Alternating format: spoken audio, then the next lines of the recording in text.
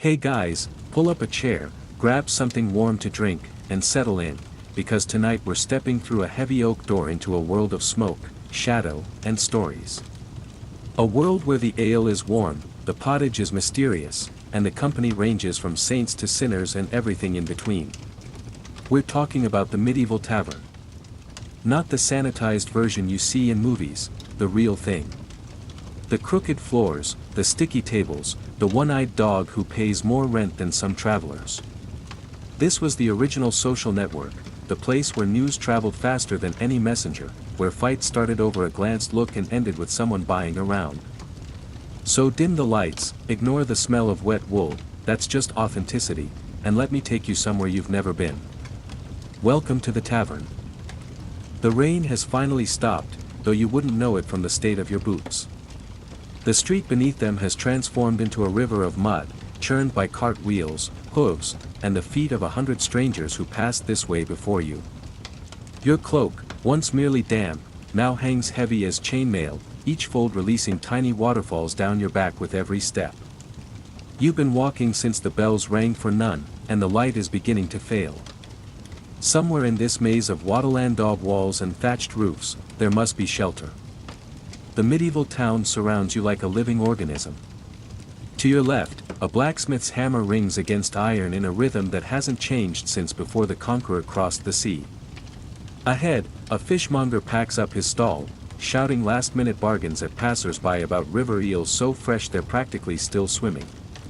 A pig bolts past your ankles, chased by a child who seems less concerned with catching it than with the adventure of the chase itself. But you're listening for something else. There. Beneath the hammer and the haggling and the squealing, a different sound. Low at first, like thunder beyond the horizon. Then rising. Laughter. Not polite laughter, the kind that shakes rafters and spills ale. Somewhere, a voice rises above the rest, tuneless and proud, belting out a verse about a goose and a monk in a situation that definitely didn't happen but should have.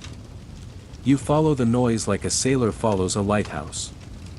The street narrows, buildings leaning toward each other as if sharing secrets. The sound grows. And then you see it, a crooked timber frame, sagging in the middle like an old horse resigned to its fate.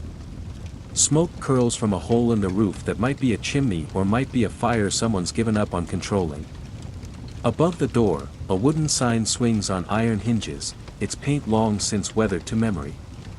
The carving suggests something round, a barrel, perhaps, though it could equally be a bear with digestive troubles. This is it. The tavern. The step is slick with something you choose not to identify. The door, iron-strapped and massive, groans when you push it, a sound so dramatic it seems to announce your arrival to every soul inside.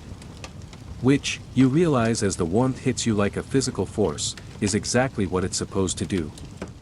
Close the door behind you. The latch falls with a thud that seals you inside a different world. Your eyes water immediately. Not from emotion, from smoke.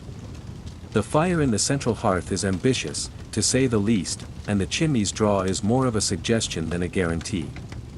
Smoke drifts through the room in lazy layers, collecting in the rafters where decades of soot have transformed the beams into black velvet.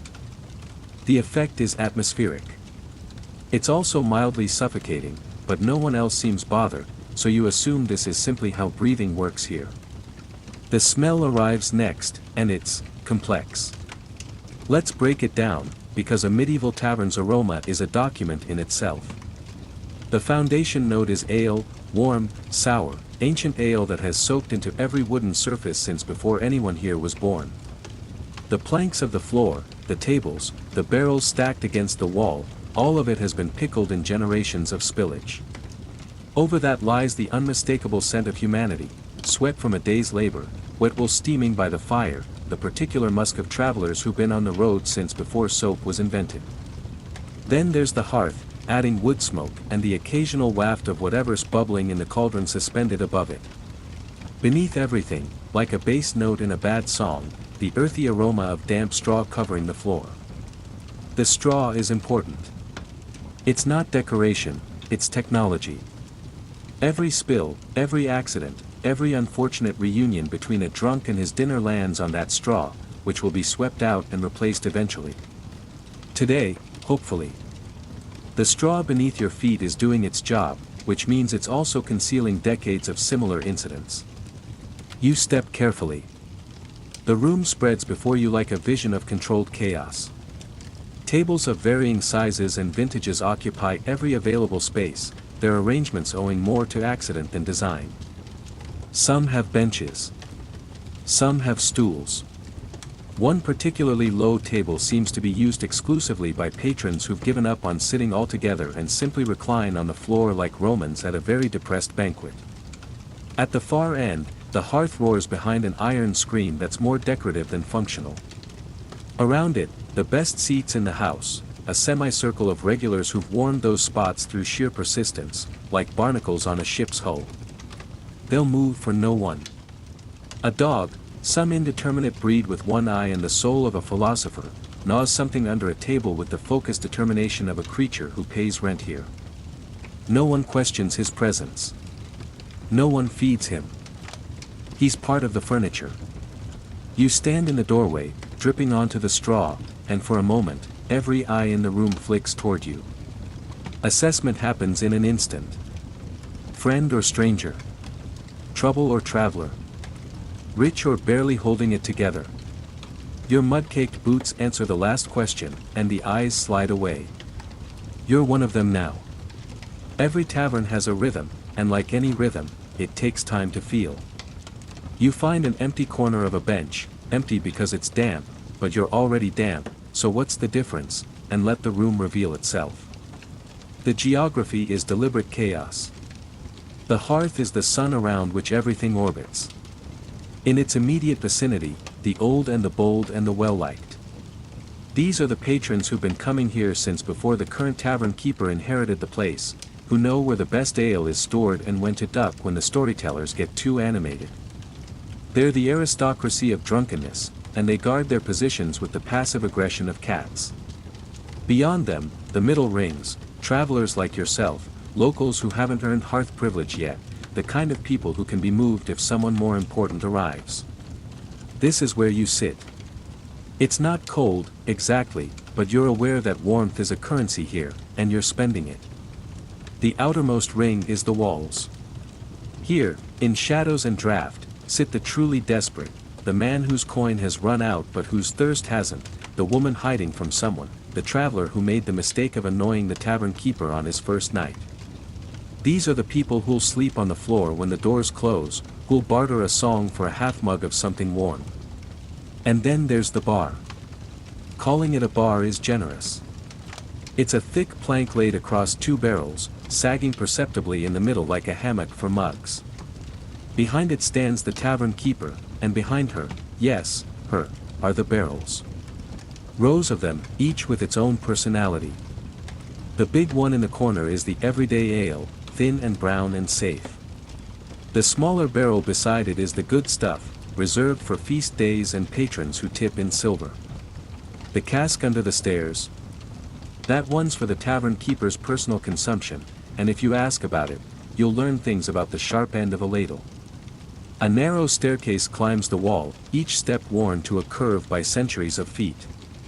Above, you can just make out a landing and doors, 3, maybe 4, leading to rooms that serve as lodging for those with coin enough to avoid the floor.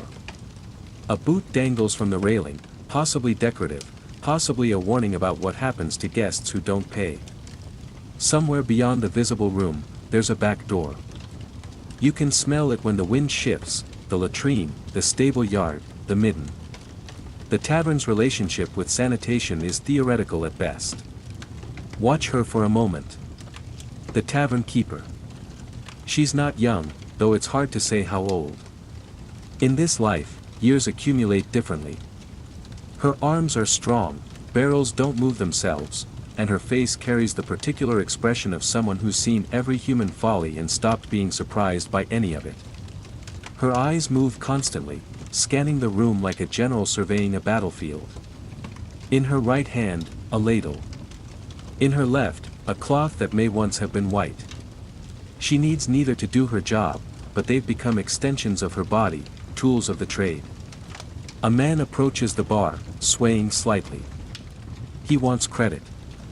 She doesn't say no, she just looks at him. The look contains multitudes, the memory of his last unpaid tab, the knowledge of his wife's whereabouts, the certain awareness that he'll be sleeping in the stable if he pushes this. He retreats. No words were exchanged. None were needed. This is how it works. The tavern keeper is judge, jury, and occasional executioner of barroom justice. She decides who drinks and who waits, who sits and who stands, who belongs and who'd better find another tavern before things get uncomfortable. She remembers everything, who fought with whom last Lammas, whose purse was stolen by the traveling tinker, which merchant pays in good silver and which tries to pass off clipped coins. She writes nothing down, because she doesn't have to.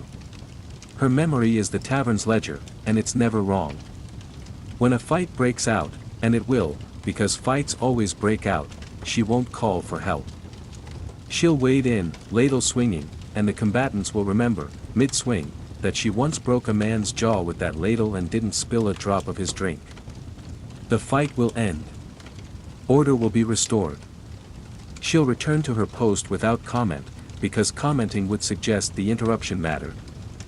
Assistants orbit her like moons, a boy of perhaps 12 who carries barrels that weigh more than he does, a girl who runs drinks to tables with the precision of a juggler, an older woman who handles the kitchen cauldron and communicates exclusively in grunts. They're not employees in the modern sense. They're part of the tavern's ecosystem, fed and sheltered and occasionally cuffed when they drop things. The tavern keeper notices you watching. Her eyes meet yours for a fraction of a second. Assessment. Then she's moved on, because you're not trouble, not yet, and trouble is the only thing that requires her immediate attention. You're thirsty. This is non-negotiable. The road has dried your throat, and the smoky air hasn't helped.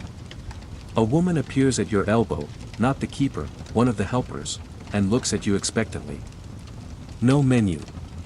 No greeting. Just the look. Ale, you say.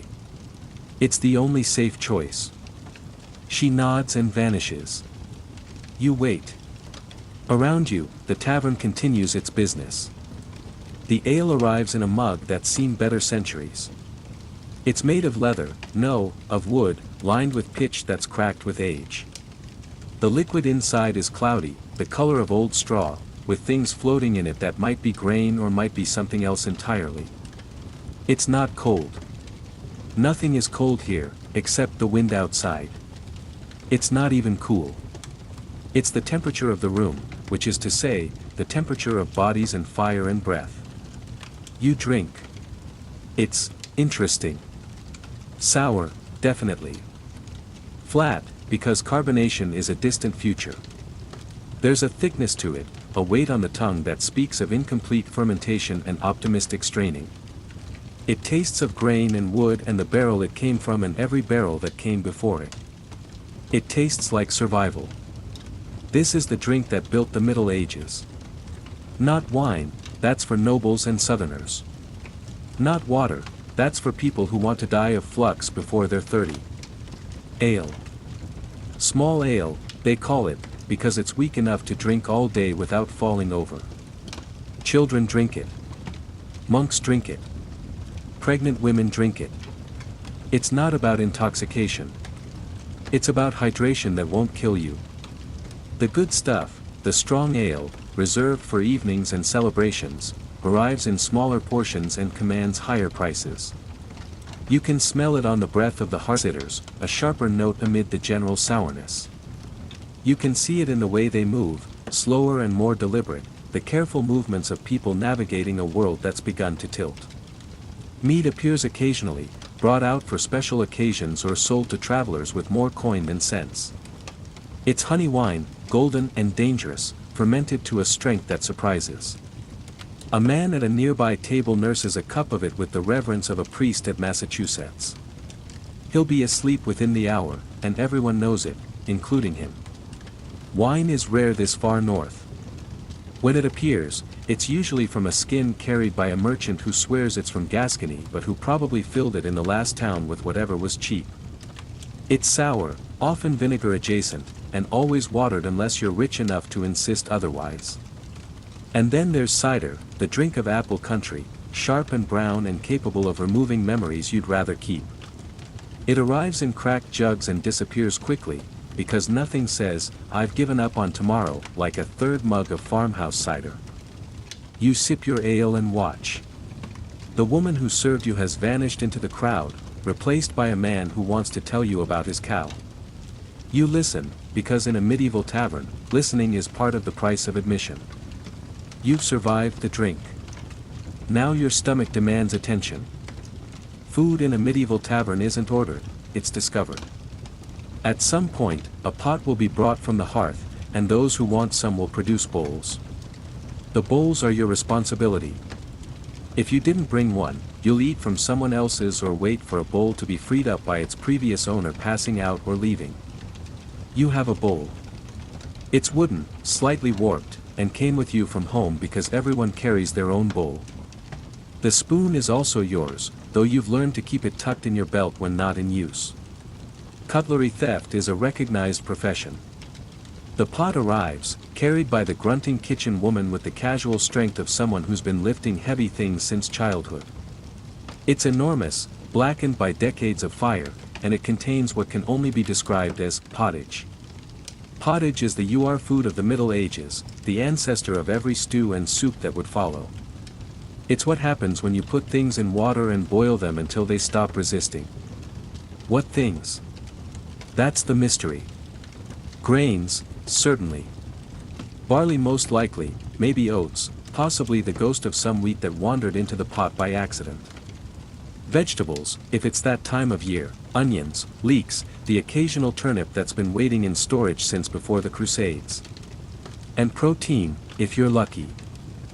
The protein is the variable. Sometimes it's rabbit, shot by some lucky hunter and traded for ale. Sometimes it's chicken, the kind that was pecking in the yard this morning and now regrets its curiosity. Sometimes it's something else entirely, pigeon from the dovecot, squirrel from the woods, eel from the river. You don't ask. Asking is the first step toward not eating, and not eating is not an option. The pottage has been cooking for days. Weeks, possibly. New ingredients are added daily, nothing is ever fully removed. This isn't laziness, it's efficiency. The fire burns constantly anyway, and a pot that's always hot is a pot that's always ready. The flavor deepens over time, becomes something more than the sum of its parts. It becomes medieval. You hold out your bowl. The kitchen woman ladles. Steam rises, carrying the scent of grains and mystery. You retreat to your seat, bowl cupped in both hands like a holy relic. It's hot. This alone is a miracle. You blow on it, watching the surface ripple. Something solid surfaces briefly, a chunk of something, then sinks again. You'll find it eventually. For now, you sip the broth. It's good. Not good in the way of a carefully constructed soup with layers of flavor and artful seasoning. Good in the way of warmth and survival and the knowledge that you won't sleep hungry. The salt is minimal, salt is expensive, but the long cooking has concentrated something, drawn flavor from bones and roots and time itself. Beside you, a man tears bread from a loaf he produced from his own pack. He sees you watching and breaks off a piece, handing it over without comment. This is how it works. Sharing is survival. You'll repay him sometime, or someone will repay you, and the debt circulates like ale. The bread is dark and dense, more grain than air, with a crust that could double as armor. You dip it in the pottage and let it soften. When you bite down, you taste the fire it was baked by, the hands that kneaded it, the field where the grain grew. Bread is history you can eat. Eat slowly. You'll need the energy, and there's no hurry. The night is young, and the tavern is filling. To your left, a farmer has reached the stage of drunkenness where every sentence begins with, "I'm not saying," and ends with something he's definitely saying. His topic tonight is his neighbor's pig, which has allegedly been visiting his cabbage patch with romantic intentions toward his own sow. The details are agricultural and slightly uncomfortable. His audience, two men who've heard this story before, nods along with the patience of saints. To your right, a group of travelers huddle over a table, speaking in low tones. Merchants, you guess, from the quality of their cloaks and the way they keep one hand on their purses even while eating. They're discussing prices, routes, the safety of the road ahead. Every few minutes, one of them glances toward the door. Good merchants are always watching exits. At the hearth, the inner circle has expanded to include a soldier. His armor is battered but cared for, his face scarred in ways that suggest experience rather than accident. He's telling a story about a battle, Cressy, maybe, or something more recent, and his hands move through the air, reenacting sword strokes and near misses. The details are elaborate, heroic, and almost certainly exaggerated. No one cares. A good story is its own truth. Near the bar, dice are being thrown. The game is simple, high roll wins, but the tension is not. Two men face each other across a scarred table, each with a small pile of coins before them. A third man watches, his role unclear. The dice tumble, bounce, settle. One man groans. The other reaches for the coins. The watcher nods, satisfied, and the game continues. A woman passes through the crowd, moving with the confidence of someone who knows exactly where she's going and what she'll do when she gets there.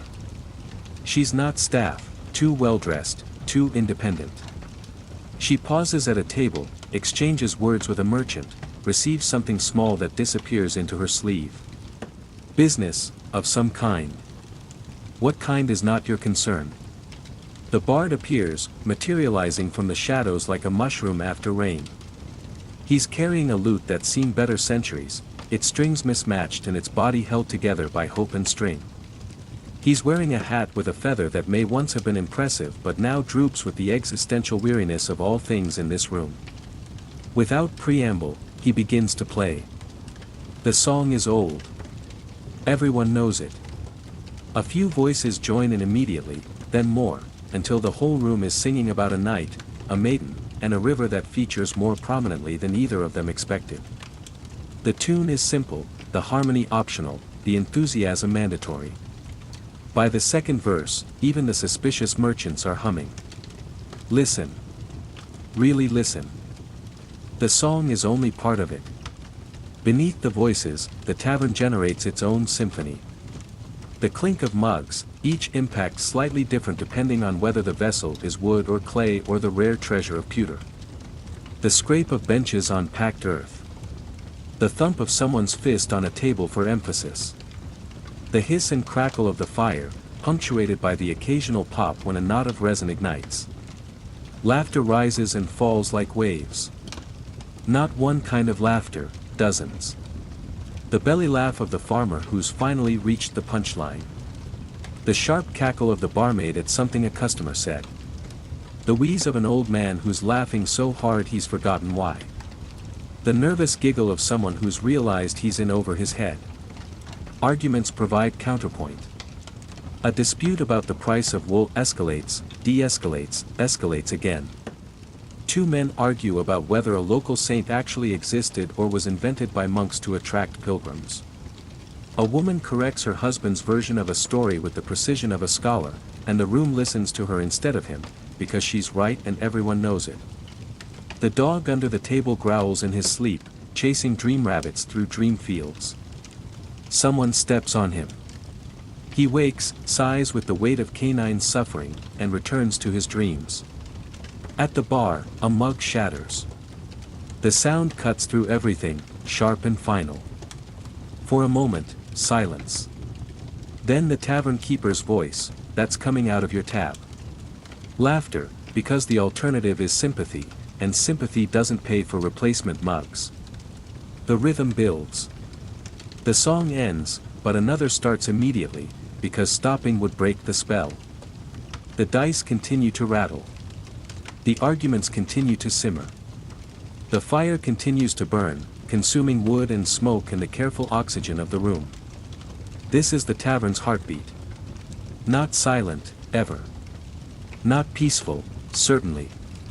But alive in a way that quiet places never are. The noise isn't chaos, it's conversation, the sound of 100 lives intersecting for a few hours before sleep separates them again. It's the medieval version of a village green, a market square, a church porch. It's community, rendered in decibels. As the night deepens, the gambling intensifies.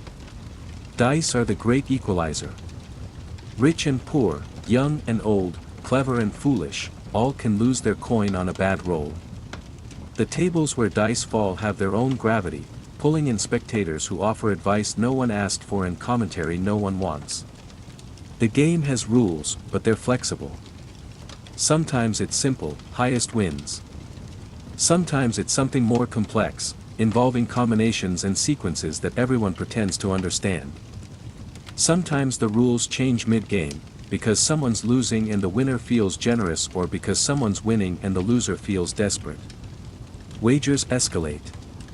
Coins appear from purses, from pouches, from hidden folds in clothing. When coins run out, other things take their place, a knife, a belt, a cloak. Someone bets a goat. The goat is not present, but its value is debated with the seriousness of a treaty negotiation. Someone else bets 3 days' labor. The winner smiles, labor is always useful. Cheating is assumed. It's part of the game, like the dice themselves. The trick is not to cheat, but to cheat without getting caught. A man who rolls too well too consistently will find himself accused, and accusations in a tavern have a way of becoming physical. A man who cheats badly will find himself thrown out, banned from the only warm place for miles. One player is too lucky. You can see it in the way the others watch him, the narrowing of eyes, the subtle shift in posture. He's good, smooth, natural looking, but the dice obey him too often. His opponents share a glance. Something's going to happen. The question is when. It happens when he reaches for the pot. The man beside him grabs his wrist, and suddenly the dice are on the table, and everyone's looking at them, and someone's shouting about loaded dice, and someone else is shouting about honor, and the tavern keeper is watching from the bar with the expression of someone who's seen this before and will see it again. The accused gambler laughs. It's the wrong response. The accuser stands, and he's bigger than he looked sitting down, and suddenly the space around the table clears because no one wants to be between them when the tavern keeper moves. Not quickly, she never moves quickly, but with the inevitability of sunrise. She's there, between them, looking up at the bigger man with an expression that contains no fear whatsoever. Outside, she says. It's not a suggestion. They go outside. The room exhales. The game resumes with new players, new dice, new hope. Somewhere beyond the door, sounds of altercation drift through the night. No one goes to check. What happens outside is outside. Inside, there's ale to drink and dice to roll. Love, or something like it, finds a way. In the corner by the hearth, a young woman sits alone. She's not staff, not traveler, a local, perhaps, daughter of someone, here for reasons that aren't anyone's business. A young man approaches with the careful casualness of someone who's been working up courage for an hour. He's carrying 2 mugs, which is smart. Offering drink is never wrong. He says something. She looks at him. He says something else, and she laughs, not politely, but genuinely, surprised into it. He sits. The space between them shrinks by inches over the next hour, a slow negotiation conducted in glances and pauses and the accidental brush of hands reaching for the same bread. Elsewhere, other negotiations proceed differently. A merchant's wife, left alone while her husband negotiates a deal in a back room, finds herself the subject of attention from a soldier. His compliments are elaborate, almost parodic, her eyes outshine the hearth, her voice sweeter than minstrel's music. She listens with the patience of someone who's heard compliments before. When his hand strays too far, she catches it, holds it, returns it to him with a smile that's mostly teeth. Message received. The barmaids move through the crowd with the immunity of sacred cows. They're flirted with constantly, touched occasionally, propositioned regularly. They handle it with the practiced ease of professionals, deflecting with jokes, shutting down with stares, calling in reinforcements when necessary. The tavern keeper watches. Anyone who goes too far will learn things about the ladle's trajectory they'd rather not know. For those seeking more than flirtation, the tavern offers options. A woman in a corner catches eyes, holds them, looks away. If you approach with respect and coin, arrangements can be made. If you approach wrong, you'll find yourself explaining to the tavern keeper why you're still conscious. The transaction, when it happens, is discreet, a word, a nod, a movement toward the stairs. Upstairs, rooms are available by the hour or the night. The beds are straw, the privacy theoretical, the sounds from adjacent rooms educational. What happens up there stays up there, unless it doesn't, in which case it becomes tomorrow's entertainment. A monk, recognizable by his tonsure and robe, sits alone, carefully not looking at anything. He's here on business, probably, or perhaps on the kind of personal business that monks aren't supposed to have. No one bothers him. Even in a tavern, some lines aren't crossed. The young couple by the hearth has progressed to holding hands. It's sweet, in the middle of all this chaos. The room ignores them, which is the kindest thing it can do. Tomorrow they'll remember this night, or not, depending on how much they drink. But for now, in the firelight, they're the only two people in the world. It always starts somewhere. Maybe it's the dice game. The accused cheater has returned from outside, bruised but unbroken, and he's looking for the man who accused him. That man is still here, still drinking, still pretending nothing happened. Their eyes meet across the room, and the air changes. Maybe it's the argument about the pig.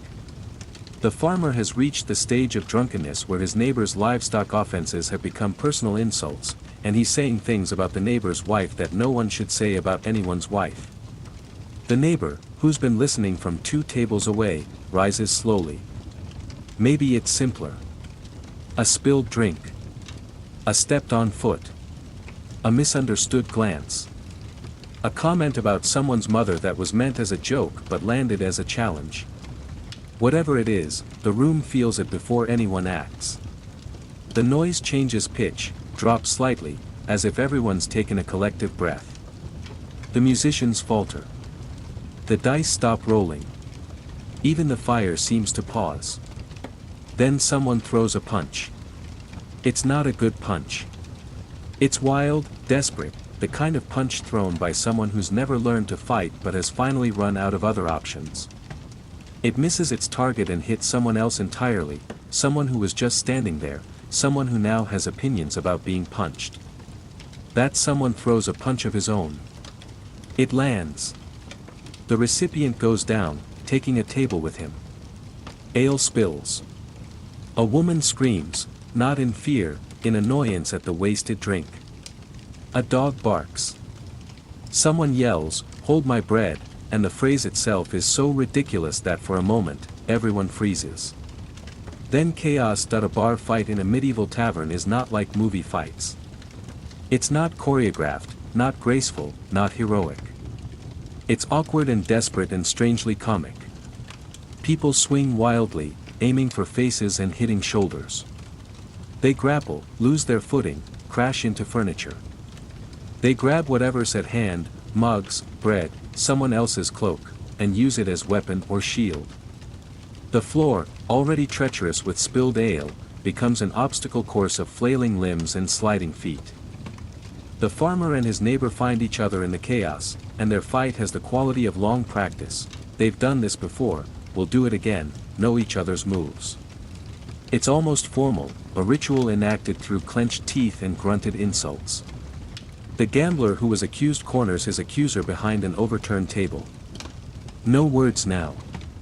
Just fists, and the wet sound of impact, and the grunt of breath driven from lungs. Others fight for no reason at all.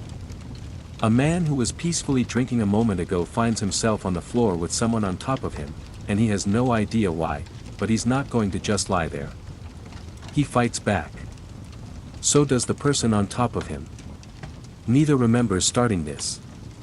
The barmaids retreat to the bar, watching with the professional detachment of people who've seen this before. They're already calculating the cleanup, the broken mugs, the lost revenue. The tavern keeper hasn't moved. She's waiting, watching, choosing her moment. The dog has found a safe corner and is watching with the philosophical resignation of one who knows that humans are ridiculous and always have been. Someone tries to climb the stairs to escape and is pulled back by an ankle. Someone else uses a fallen bench as a barricade and defends it with a ladle. The ladle, it turns out, is surprisingly effective. The minstrel has protected his lute by curling around it on the floor, and he's singing, through the chaos, some nonsense song about the battle that's happening around him. Tables topple. Benches splinter. A barrel tips, and ale floods the floor, adding a new layer of slipperiness to an already treacherous surface. Someone slips, falls, takes out two others. They lie there, tangled, and for a moment, they're too tired to keep fighting, so they just stop. The tavern keeper moves. She doesn't run. She walks, with the calm of someone who's waded through worse than this. The ladle is in her hand, and it's not a joke anymore. It's an extension of her will, a tool of correction, a weapon of mass de-escalation. She finds the core of the fight, the gambler and his accuser, still going at it, still convinced this matters, and she taps the gambler on the shoulder. He turns, fist raised, and meets her eyes. The fist lowers.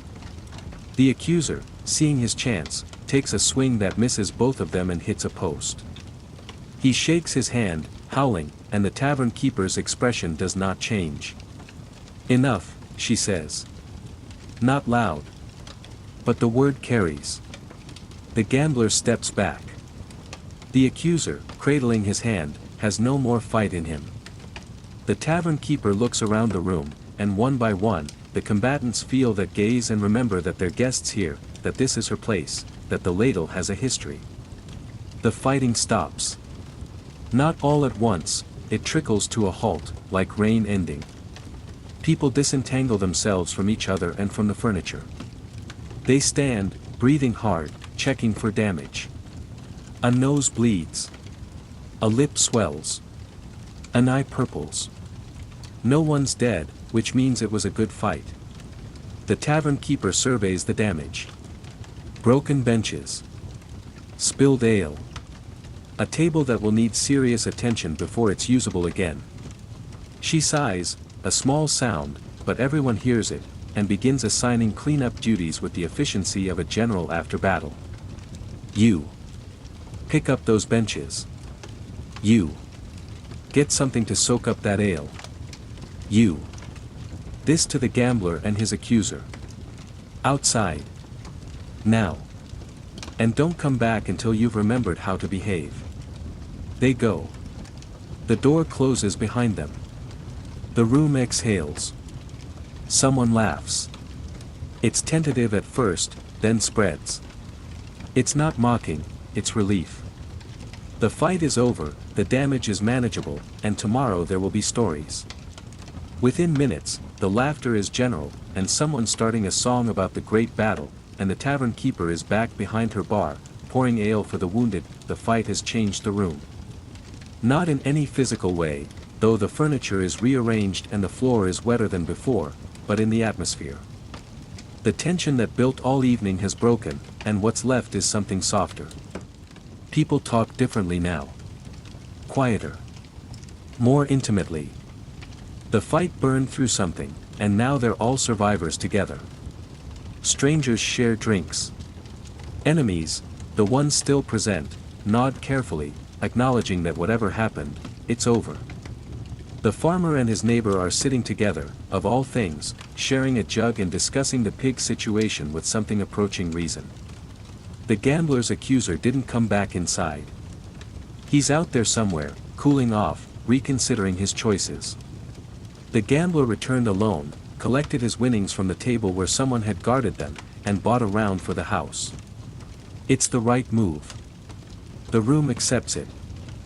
By the fire, the soldier resumes his story, picking up exactly where he left off as if nothing interrupted.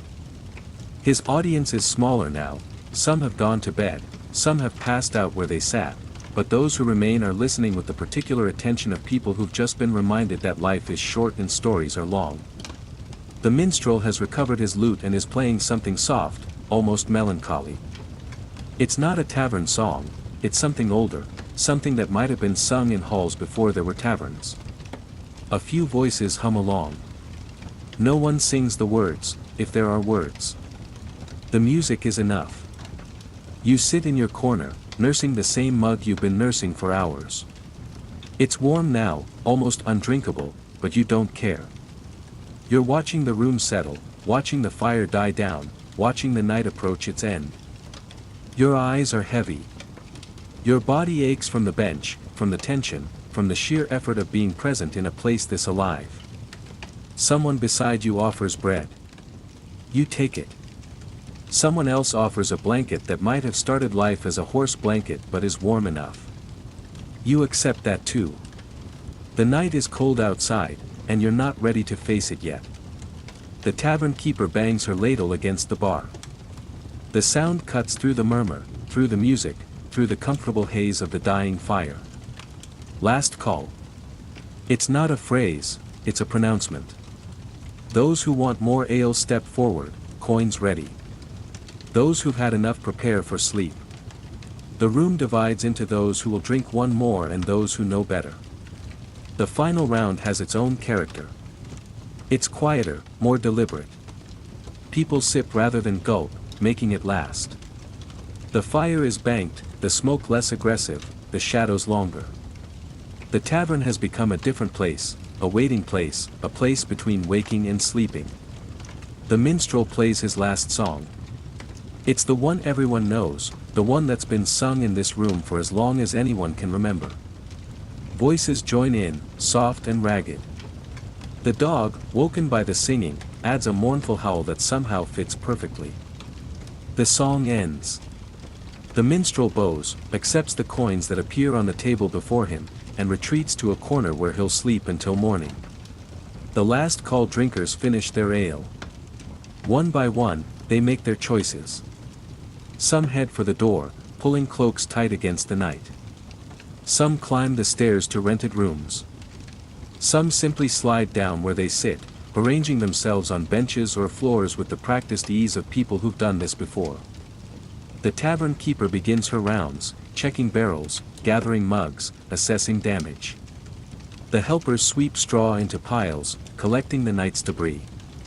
The fire crackles one last time and settles into embers. You haven't decided where you'll sleep. The floor is an option, free, if uncomfortable. A bench, if you can claim one before they're all taken. Upstairs, if you have coin and want privacy you don't really need. A hand touches your shoulder.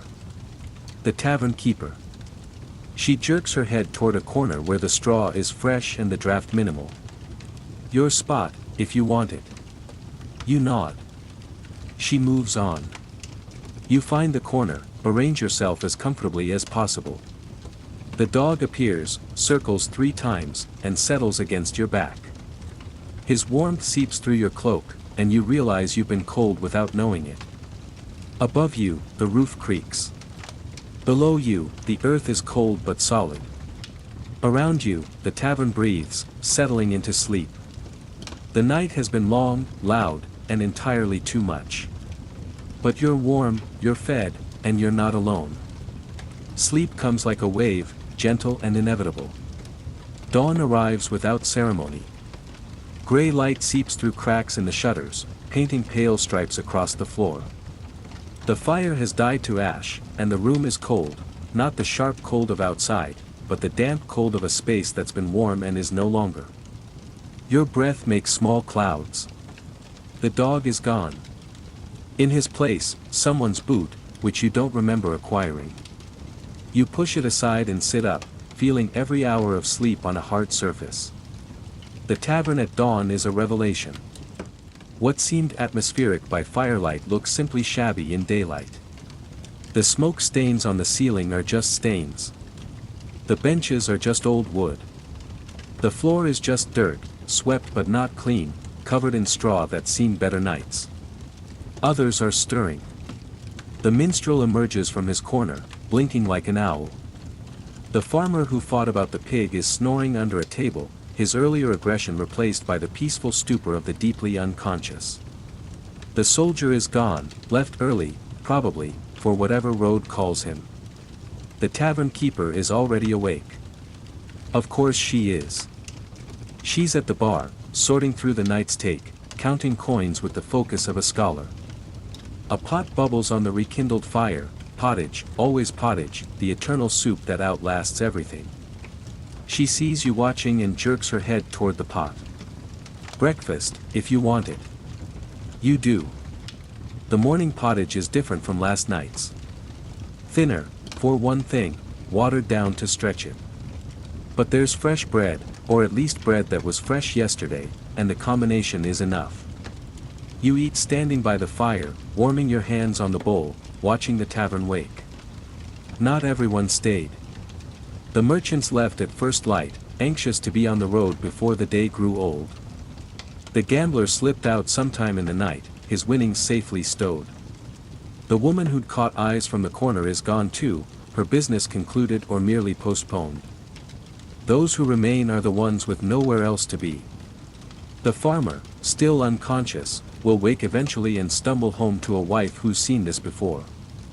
A traveler with a bad leg sits by the fire, waiting for the warmth to ease his joints before he attempts another day on the road. A young couple, the ones who held hands by the hearth, share a bowl and don't speak, their silence more intimate than conversation. The barmaids arrive, yawning, rubbing sleep from their eyes. They live somewhere nearby, above the stable, maybe, or in a room behind the kitchen. They begin the morning routine, sweeping, stacking, preparing for the day ahead. The tavern never really closes. It just pauses. A knock at the door. The tavern keeper opens it to admit the first newcomers, a peddler with a pack full of small goods, a monk who's been walking since before dawn, a farmer's wife with eggs to trade for ale. The day's business begins. You finish your pottage and consider your options.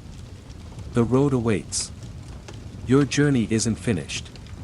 But for a moment, you sit by the fire and watch the tavern transform again, from sleeping beast to waking creature, from refuge to workplace, from last night's chaos to this morning's order. Before you leave, there's business to conduct. The tavern keeper finds you by the fire. She doesn't sit, she never sits, but she stands, looking down with an expression that's not quite a question. You reach for your purse. The night's lodging, bench by the fire, breakfast included, costs less than you expected. The ale, the pottage, the safety of four walls and a roof. You count out coins, and she takes them without counting, trusting that you've paid fairly. If you haven't, you'll learn why that's a mistake the next time you're in town. But there's more than coin to settle. She's watching you with the particular attention of someone who remembers faces. You're a stranger now, but if you return, you won't be. You'll be someone who paid his way, didn't cause trouble, didn't need the ladle. That matters. In a world without references, reputation is carried in the memories of tavern keepers. You heading out? She asks. It's not small talk. She wants to know, needs to know, because your departure frees the space for someone else. You nod. Road's waiting. She nods back. Something passes between you, not friendship, exactly, but acknowledgement. You were here. You survived. You'll be remembered, if only as a face in the crowd. The door opens onto a world transformed. The rain has stopped. The mud has begun to dry. The street is waking, filling with the sounds of a new day, hammer from the smithy, shouts from the market, the low of cattle being driven to pasture. The tavern door closes behind you, cutting off the warmth and the smoke and the smell of ale. For a moment, you stand in the street, blinking in the light. Then you adjust your pack, settle your boots, and begin to walk. You'll remember this night. Not the specifics, those will blur, as specifics always do. The farmer's story about his pig, the gambler's loaded dice, the song about the goose and the monk, all of it will fade into a general impression of noise and warmth and ale. But the feeling will stay. The feeling of being among. Of sitting in a room full of strangers who became, for one night, your people. Of sharing bread and story and the simple fact of being alive in a world that didn't promise tomorrow. Of laughter that shook the rafters and silence that settled like ash. The medieval tavern wasn't just a building. It was a community center, a news network, a court of informal justice, a marriage market, a gambling den, a refuge, a stage. It was where news traveled and stories were born and grudges were settled and love, or something like it, flickered in the firelight. It was rough. It was dirty. It was loud and smelly and chaotic and absolutely necessary. In a world without social media, without newspapers, without any of the connections we take for granted, the tavern was where people came to remember that they weren't alone. And that's why, miles down the road, when you see another plume of smoke rising against the sky, you'll feel something like hope. Another tavern. Another fire. Another chance to sit among strangers and become, for a night, not strangers. The road is long. The world is cold. But somewhere ahead, there's always a door waiting to open. The tavern doesn't end when you leave. It continues, as it has for centuries, as it will for centuries more. Tonight, new travelers will push through that heavy door. New stories will be told. New fights will break out and be settled. New couples will hold hands by the fire. The tavern keeper will pour ale, swing her ladle, remember faces and debts and grudges. The dog will chew his bone under the table. The minstrel will play the same songs, and everyone will sing along. The straw will be swept and replaced. The pottage will simmer, absorbing whatever the day brings. The fire will burn, go out, be relit. The rhythm continues. And somewhere on a road, walking away or walking toward, you carry a piece of it with you. The warmth you absorbed by that hearth will last longer than the night. The stories you heard will become stories you tell. The faces, the farmer, the soldier, the gambler, the girl, will populate your memory like characters in a book you can't stop reading. The medieval tavern was many things: drinking hole and dining hall, courtroom and theater, refuge and danger. But most of all, it was human.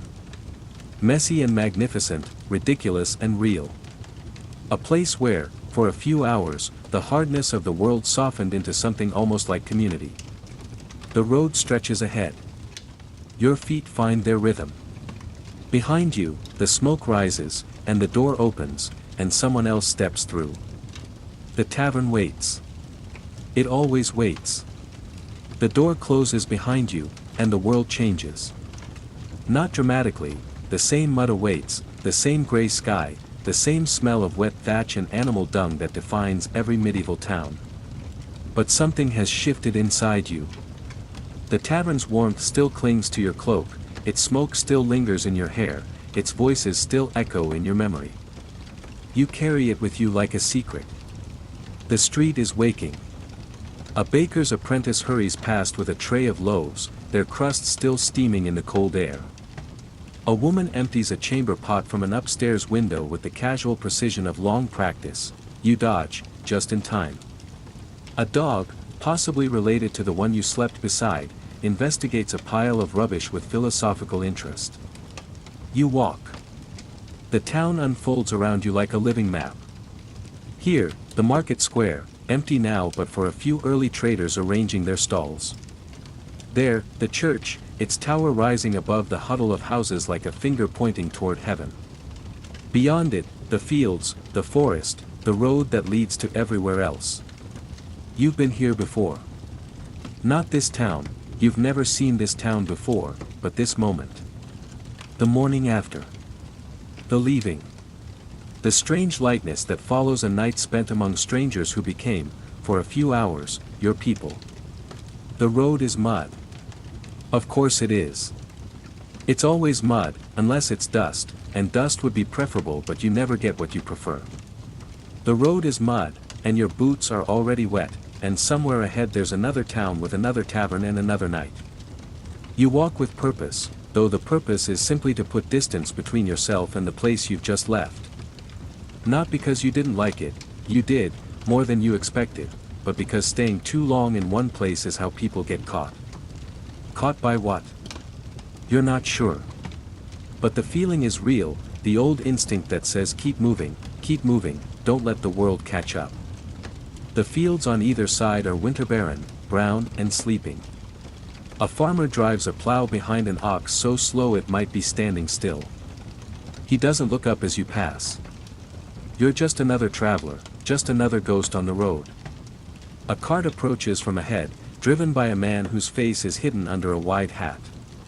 He slows as he passes, eyes you carefully, then continues. Assessment. The road is full of assessments. Everyone is deciding whether you're trouble or not, whether you're worth robbing or helping or ignoring. You do the same, filing away faces for future reference. The morning wears on. The mud begins to dry, which means it's actually getting harder to walk on. Wet mud slides, dry mud cracks and trips. You find a rhythm anyway, the rhythm of the road, the endless one foot after another that has carried you this far and will carry you further. Your mind drifts back to the tavern. Not the whole night, that's too much, too crowded. Just moments. The way the firelight caught the tavern keeper's face as she counted the night's take. The dog's warmth against your back. The taste of that first ale, sour and strange and perfect. The farmer's story about his pig, which you've already forgotten but which made you laugh at the time. You think about the gambler and his loaded dice. About the soldier and his exaggerated battles. About the young couple by the hearth, hands touching like they'd discovered something no one else knew. About the minstrel and his cracked voice and the way everyone sang. Along anyway. These people will never know you. You'll never know them. But for one night, you were part of their story, and they were part of yours. That's what the tavern does.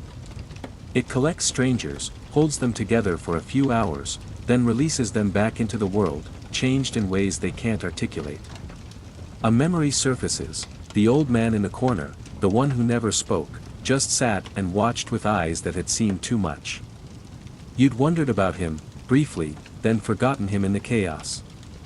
Now you wonder again. Who was he? What brought him to that corner? What was he watching for? The road bends, and the world changes. A figure ahead. Walking toward you. Too far to make out details, but something in the way they move catches your attention.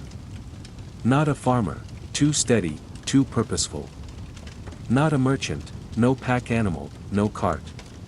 Just a person, walking, like you. You adjust your pace, calculating when you'll meet. The road is wide enough to pass without contact, but that's not how it works. On the road, you acknowledge each other. It's survival. A nod, a word, a moment of shared humanity in the vast indifference of the landscape. The figure resolves as you approach.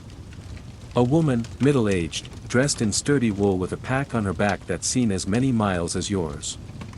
Her face is weathered but not old, lined by sun and wind rather than years. She sees you watching and doesn't look away. Morning, she says as you draw close. Her voice is rough, like she's been singing or shouting or both. Morning.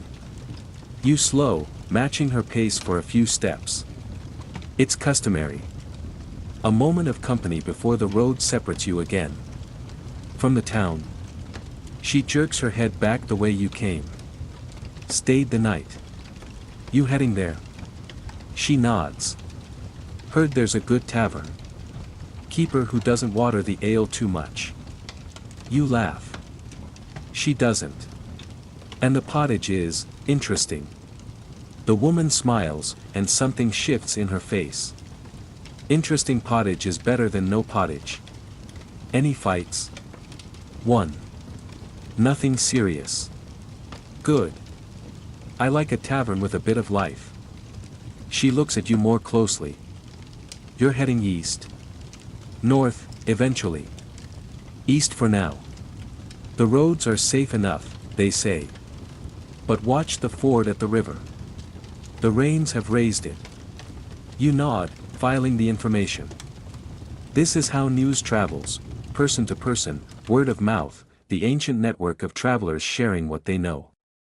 No newspapers, no messengers, just people on roads exchanging warnings and rumors and hope.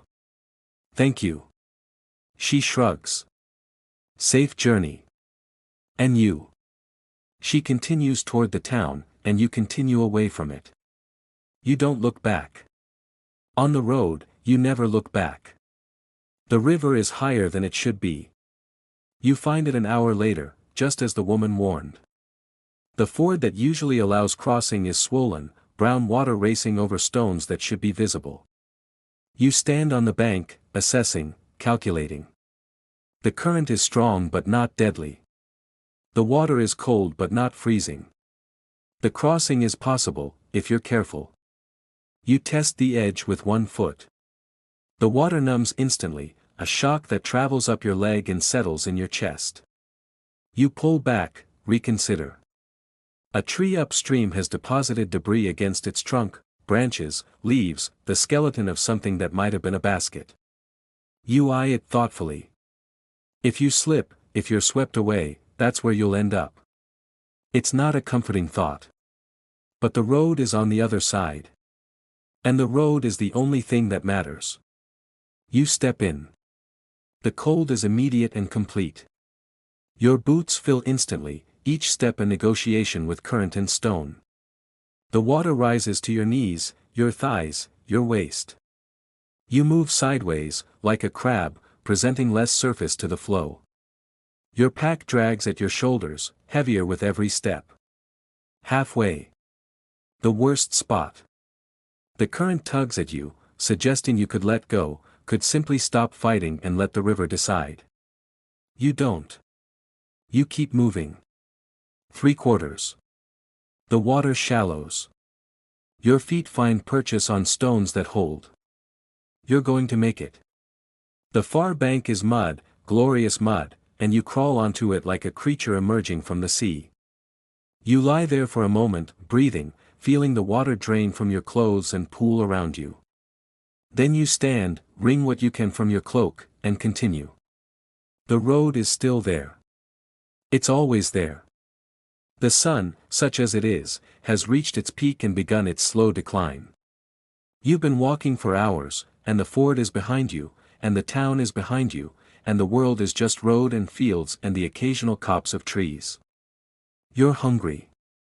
The pottage was hours ago, and your body is reminding you that it requires fuel. But there's no tavern here, no village, not even an isolated cottage. Just road, and more road, and the endless gray sky. You eat while walking, a chunk of bread from your pack, hard enough to challenge your teeth, a piece of cheese that's developing an interesting personality. It's not the pottage, but it's food, and food is fuel, and fuel is what you need. A flock of birds wheels overhead, heading somewhere warmer. You watch them for a moment, envying their certainty. They know where they're going. You know only that you're going forward. The road rises gradually, climbing toward a ridge line. From the top, you'll be able to see, what? More road, probably. More fields. Perhaps a village in the distance, a plume of smoke that means fire and food and company. You climb. The view from the top is worth the climb. The land spreads before you like a map. Fields patchwork the valley below, brown and green and waiting. A river, not the one you crossed, a different one, catches the weak light and throws it back as silver. In the distance, a cluster of buildings that might be a village, might be a town, might be a collection of rocks that your hopeful eyes have transformed into civilization. And smoke. Definitely smoke. A thin column rising against the gray, spreading and fading as it meets the wind. Fire means people. People mean shelter.